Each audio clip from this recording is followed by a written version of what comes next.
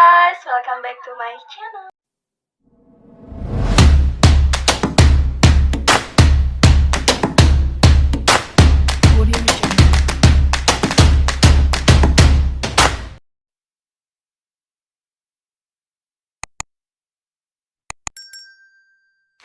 Halo teman-teman, di sini saya akan menjelaskan apa itu analisis umur piutang dan ada soal analisis umur piutang.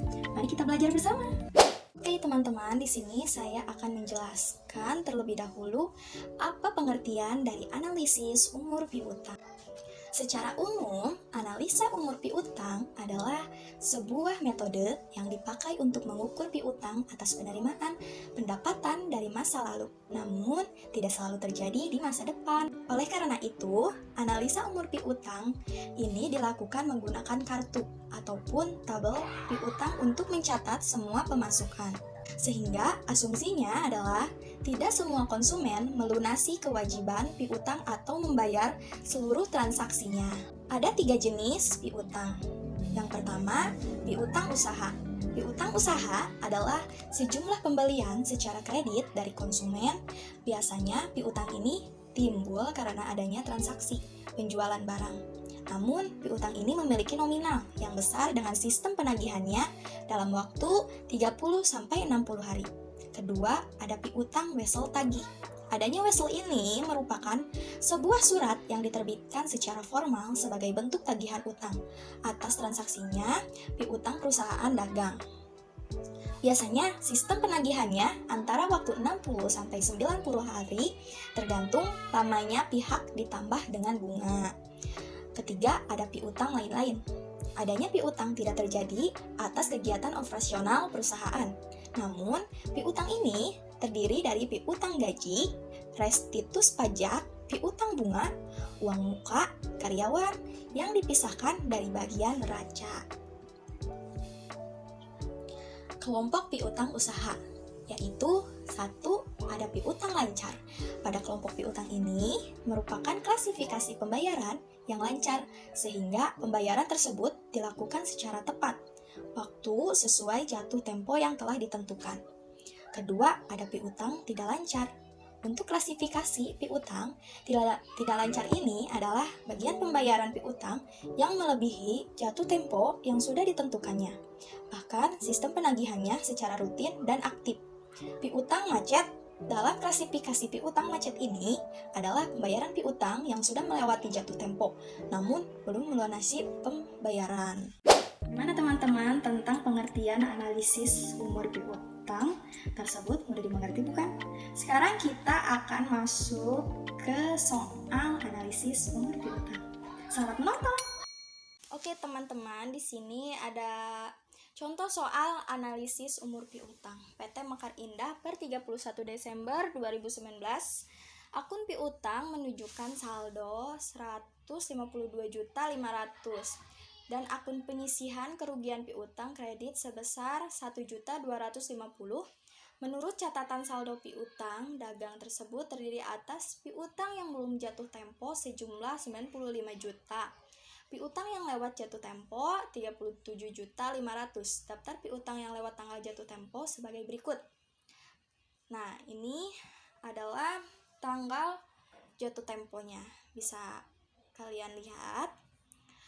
Lalu di sini ada PT Mekar Indah menetapkan persentase taksiran kerugian piutang sebagai berikut. Belum jatuh tempo 2%, lewat jatuh tempo 1-30 hari 5%, 31-60 hari 10%, 61-90 hari 20%, 91-180 hari 30%. Berdasarkan data di atas, diminta buat daftar analisis piutang per 31 Desember 2019. Di sini ada tabel piutang per 31 Desember. Nah, ada saldo piutang. Kita lihat di sini saldo piutang itu 152.500. Kita simpan di sini. 152.500. Lalu di sini belum jatuh tempo. Kita lihat belum jatuh tempo itu sebesar 95 juta. 95 juta. juta. Nah, kita lihat. Nah, ada persentase kerugian. Belum jatuh tempo. Belum jatuh tempo berarti sebesar 2%. Kita simpan di situ 2%. Lalu 1 sampai 30 hari 5%. 5%. 31 sampai 60 hari 10%. 61 sampai 90 hari 20%. Nah, cara menentukan lewat jatuh tempo itu kita harus membuat dulu tabel kalender seperti ini ya guys ya. Bulan sama hari ya teman-teman. Ada di sini PT Angkasa, kita di sini aja ya. PT Angkasa itu jatuh temponya 10 November. Berarti kita lihat di sini November, bulan November itu 30 hari kita masukkan 30 lalu dikurangi tanggal jatuh tempo. Dikurangi tanggal jatuh tempo 10. Nah, sudah itu kita tambah. Kan di sini ada Desember ya di bawahnya, berarti 31 hari. Tambahkan 31. Nah, karena di bawahnya sudah tak ada lagi bulan, lalu kita jumlahkan saja. 30 dikurangi 10 ditambah 31 sama dengan 51 hari berarti ya. Kita lihat di sini di tabel ini. Lewat jatuh tempo 51 hari termasuk ke dalam kategori 31 sampai 60 hari. Berarti PT Angkasa itu di 31 sampai 60 hari dan sejumlah 8 juta. 8 juta. Nah, ada PT Sejati. PT Sejati itu 15 Desember. Desember 31 dikurangi tanggal jatuh temponya 15 nah udah nggak ada lagi di sini bulannya. Langsung kita jumlahkan saja 31 dikurangi 15 sama dengan 16. Kita lihat di sini 16 berarti berada di sini PT Sejati sejumlah 6 juta. 6 juta. Nah, PT Arun Sejahtera. Selanjutnya PT Arun Sejahtera. Pada 10 Oktober itu 31. Dikurangi tanggalnya 10 ditambah kan ini 31. Berarti November 30 ditambah 31 ya, kita jumlahkan sama dengan 82. Kita lihat di sini 82 berarti di sini 7.500.000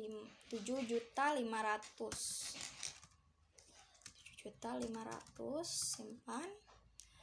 Lalu ada Idola Jaya. Idola Jaya itu jatuh tempo pada tanggal 28 Desember ini. Berarti 31 dikurangi tanggal jatuh tempo 28. Udah. Lalu kita jumlah sama dengan 3 berarti di sini Idola Jaya sebesar 12 juta. 12 juta. Nah, 12 juta. Lalu selanjutnya ada PT Mulia Tunggal. Mulia Tunggal itu jatuh tempo pada 25 November. November berarti 30 dikurangi 25. ditambah Desember itu 31.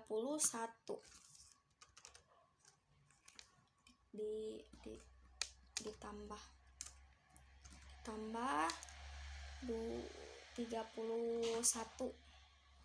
sama dengan 36. Nah, 36 itu masuk kategori 31 sampai 60 hari. Kita simpan di sini. PT Mulia Tunggal itu sebesar 4 juta. Oke. Nah, di sini kita akan menambahkan untuk total piutang. 6 juta ditambah 12 berarti 18 juta. 18 juta. Lalu di sini 8 ditambah 4 juta berarti 12 juta. Oke. Nah, ini 7 juta 500. Nah,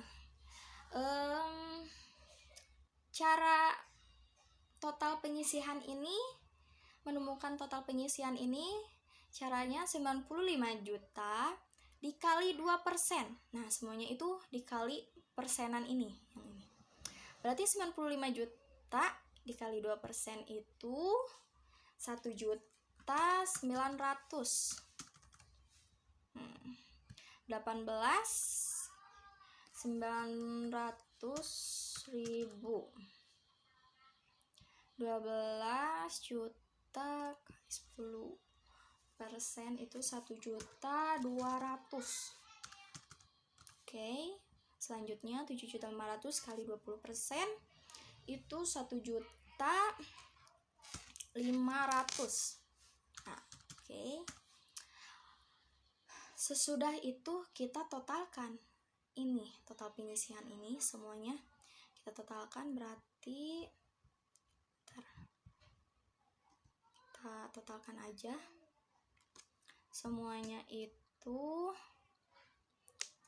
1.900.000 ditambah 900 ditambah 1.200.000 ditambah 1.500.000 sama dengan 5.500.000. Oke. Nah, di sini ada buat jumlah taksiran kerugian piutang.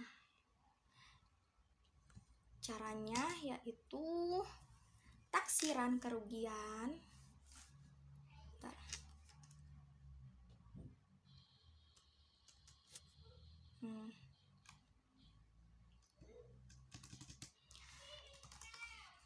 taksiran kerugian dikurangi penyisihan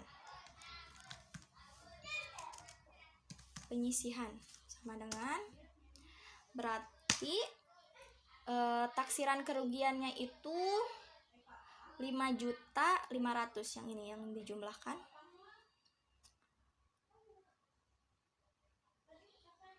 5.500.000. Nah, lalu dikurangi penyisihannya itu yang ini.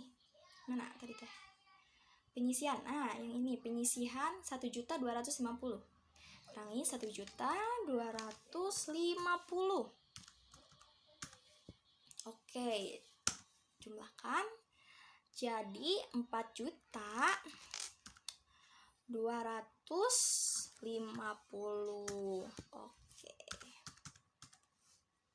Nah, ada ketiga itu buatlah jurnal penyesuaian yang dibutuhkan. Kita buat tabelnya seperti ini. Sini kita simpan keterangan. Oke. Lalu di sini ada debit. Ini kredit. Kredit. Oke. Nah, keterangannya itu di sini beban piutang tak tertagih sebesar yang ini 4.250.000. Lalu di sini juga ada pada kredit itu pengisian piutang ragu-ragu. Pengisian piutang ragu-ragu. Sebesar 4.250.000. Oke, seperti itu teman-teman. Sampai di sini saja atas penjelasannya. Semoga video ini bermanfaat untuk kalian. Nah, gimana teman-teman tentang penjelasan analisis umur piutang tadi? Mudah sekali bukan? Cukup sampai di sini ya. Jangan lupa like, comment, and subscribe. Terima kasih teman-teman. See you.